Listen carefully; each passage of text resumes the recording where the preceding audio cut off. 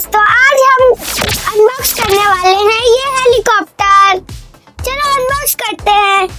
ये हाथ से तो खुलेगा नहीं, इसके लिए तो कटर चाहिए। रुको मैं जादू दिखा के लाती हूँ।